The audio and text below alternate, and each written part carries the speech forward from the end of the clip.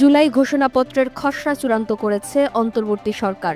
মঙ্গলবার ৫ আগস্ট বিকেল ৫টায় এই ঘোষণাপত্র উপস্থাপন করা হবে। শনিবার ২ আগস্ট প্রধান উপদেষ্টার প্রেস উইং থেকে এই তথ্য জানানো হয়। প্রেস উইং জানায়, মঙ্গলবার বিকেল ৫টায় গণ অভ্যুত্থানের সকল পক্ষের উপস্থিতিতে জুলাই ঘোষণাপত্র জাতির সামনে উপস্থাপন করা হবে। এ বিষয়ে বিস্তারিত অবিলম্বে ঘোষণা করা হবে। এর আগে শুক্রবার ১ আগস্ট দিবাগত রাতে তথ্য ও সম্প্রচার উপদেষ্টা মাহফুজ আলম তার ভেরিফাইড ফেসবুকে দেওয়া এক পোস্টে লেখেন, জুলাই ঘোষণাপত্র এখন বাস্তবতা। ৫ই আগস্টের মধ্যেই তা ঘোষিত হবে। ঘোষণাপত্র ইস্যুকে গণ আকাঙ্ক্ষায় বাঁচিয়ে রেখে এটা বাস্তবায়নের পথ সুগম করার জন্য সবাইকে ধন্যবাদ। শামীমা বৃষ্টি, এনটিভি অনলাইন।